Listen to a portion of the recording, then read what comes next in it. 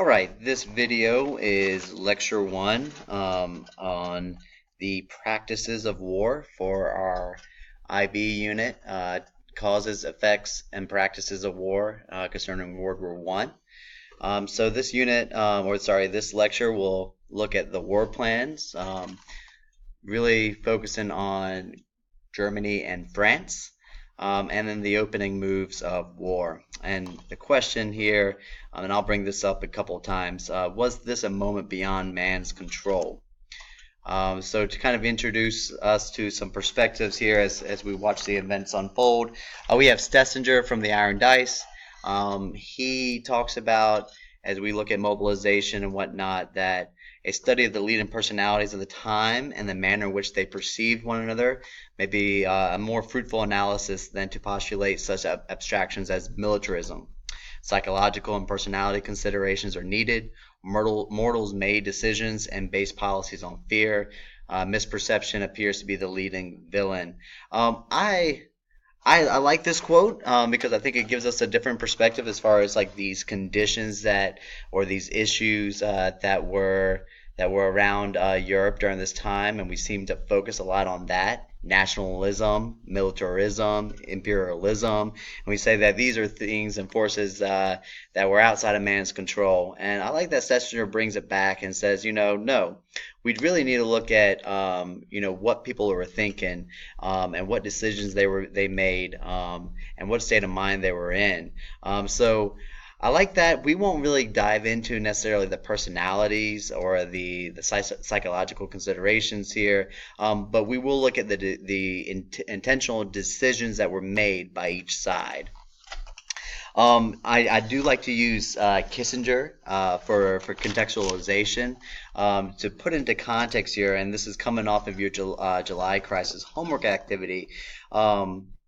Is that Kissinger argued that mobilization was the key to alliances now post 1892. So now you mobilize with your ally and you try to do so before your adversary. And this kind of explains as we got closer to the end of July, we started to see a lot of talk about mobilization. When is Russia mobilizing? Is Germany going to mobilize to meet Russian mobilization? The Austro-Hungarians, when are they mobilizing? And mobilization was a constant theme, or something that had a lot of emphasis on, and rightfully so, at the end of July. So we wanted to talk about how mobilization was the key to these alliances, and maybe one of the reasons why we localized war, right, went and turned into a general war.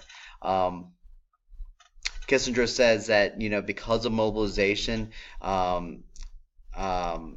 these mobilization became irreversible because stopping it midstream was worse than not starting it at all. That's especially true with the Schlieffen Plan when we talk about the rigidity of the German Schlieffen Plan, how they cannot stop it or they cannot put these plans in reverse once they've started.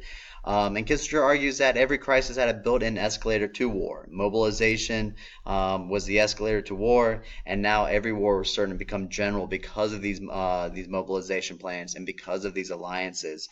And the key here, and which is why I'm kind of talking about this, is that mobilization, the new terms of the alliances, the built-in escalator, so on and so forth. These things take war out of the control of diplomats and put it in the hands of military planners. And so maybe to an extent, right, you could say that these are things that are out of the control of men. But you would have to say these are the things that are out of control of the hands of diplomats, right? But they are in control, or somebody is in control of these decisions, and those would be the military planners, right? The military personnel, who have the ears of the diplomats and of the politicians. And so that's really important to recognize there. Much of this lecture will come from Barbara Tuchman and her book, The Guns of August. Tuchman really focuses a lot on details, and it focuses a lot on weaving a narrative. So maybe not necessarily really have any sort of ideology that she's trying to push. She's not like a cultural historian or a military historian. She's just a historian that likes the use of details, likes the the stories and using those to build a narrative. The focus of this lecture, we're going to try to be able to debate the extent to which men were responsible for the events which unfolded in August through September of 1914. I do have a couple opposing quotes here to kind of further this conversation. I would pause this and look at the quote from Churchill, look at the quote from Ferdinand Foch, and be able to jot down or have thoughts on these quotes, and the extent to which you agree to these quotes, or whether or not you feel like these quotes or positions are valid at all. All right, so the first plan that we're going to look at will be Germany's Schlieffen Plan. The mastermind behind this plan was Count Alfred von Schlieffen. He was a chief of the German General Staff from 1891 to 1896. He had this mantra that the heart of France lies between Brussels and Paris, Brussels being the capital of Belgium. All right. So the problem here with Schlieffen's mantra is that it was forbidden to advance through Belgium because there was a treaty that was signed by 5 of the great powers in 1839 that pledged to protect Belgium neutrality. These were signed by England, France, Russia, Prussia, and Austria. They all pledged to protect and honor Belgium neutrality. And so this 1839 treaty really throws a corkscrew in Schlieffen's mantra. But he's not determined to let Belgium stand in Germany's way.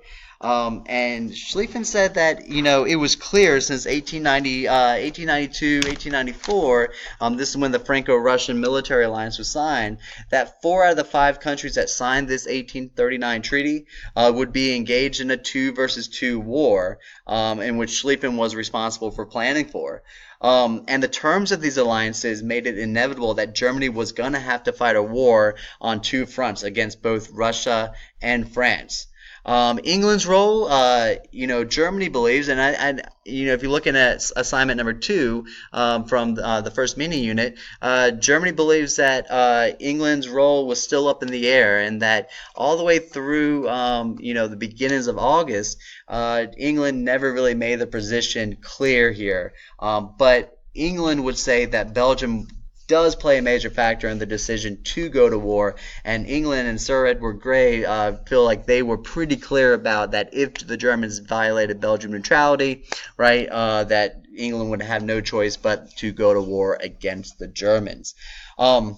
However, getting back to Schlieffen here, because of this 2-front war dilemma, Germany's going to have to take out one of these enemies. Germany's going to have to take out the strongest, the most powerful, the most dangerous enemy, and this is France. And because of that, it was a military necessity to go through Belgium. So what is Schlieffen's plan? What is this comprised of? Well, Schlieffen has a very strict timetable. He says 6 weeks. That's all it's going to take to invade Belgium and conquer France. And 7/8 of Germany's forces, like 90% of Germany's forces, are going to attack France. Where does the other 10% go? The other 10% was to hold the Eastern Front against Russia until the Western Front could be won, France could be conquered, and then the bulk of the army could be brought back to face the Russians. So why France first? Well, the Germans, believed that Russia could delay a quick victory by retreating back into an infinite space. They remember how Napoleon got sucked into the interior of Russia, extending out his supply lines, which ultimately brought his defeat there. We'll see that Stalin uses that same technique in World War II. France is closer to Germany and is quicker to mobilize. Therefore, Schlieffen's thinking that it takes Germany and France about 2 weeks to be at complete mobilization before a major attack could begin. And you juxtapose that to, according to Germany's calculations, Russia would take about 6 weeks because of the vast distance in Russia, the huge numbers, and we'll talk about that a little bit later, and the really poor railroad network that the Russians had. They have a really poor transportation or infrastructure at the time. So why Belgium? When we're looking at this planned movement through Belgium, why Belgium? Well, the German army is going to number around 1.5 million men on the Western Front, and they need room. And so if you're looking at the shared border between Germany and France, there's a couple things here. The thick forest, the Ardennes forest, as it prevents the 1.5 million men and their supplies and the artillery to be able to effectively be transported into France. Belgium, once you get past the fortresses, they have these open plains, and that's going to make it a little bit easier, logistically speaking, to transport the men and the materials needed. And also along the Alsace-Lorraine border, we're looking at maybe Verdun, Nancy, right over here. We have French fortresses, and they're plotted all along the Alsace-Lorraine borders, and that really prevents the Germans from making a frontal attack against their shared border. So continue looking at this planned movement of human resources to implement this Schlieffen plan. The reason why we see this great wheel that Schlieffen has devised is that he wants a decisive victory.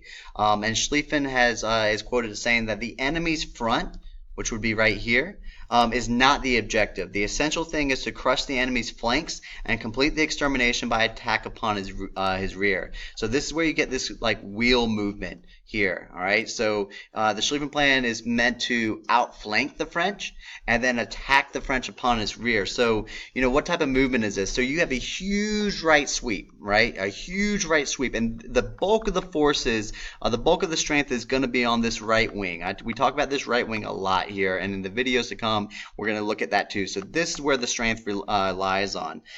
So you have this huge right sweep. The German armies would cross Belgium from Liège to Brussels before going south to march against France. So you got Brussels and Liège right here. This is the plan, right?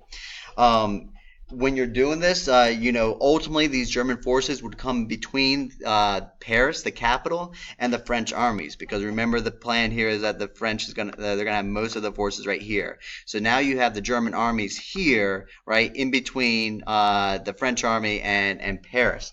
The French armies would then have to draw back. All right, to try to defend Paris or try to meet the German attack at Paris, and that's going to bring them away from the fortifications. And so as they go away from the fortifications to meet the German forces here in the rear, that's where they would be destroyed.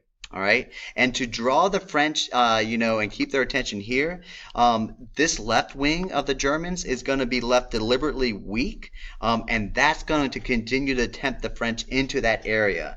Schlieffen is expecting the French would attack there to try to recapture their lost land, and by having that weak left wing, you're really just trying to hold the line. You can either even a little bit of room to retreat there, but basically you're trying to not let the French break through and give that right wing enough time to complete the sweep. Everything in the Schlieffen plan depends on a quick victory against France. This is, the key to German success. This is the key to the mentality going into the war. Another thing that was key to the Schlieffen plan's success was a German expectation that Belgians would not fight and add their 6 divisions to the French forces. Schlieffen feels like the Belgians would not resist by force of arms because they don't have that large of an army, and they would just protest the German advance and then ultimately back down.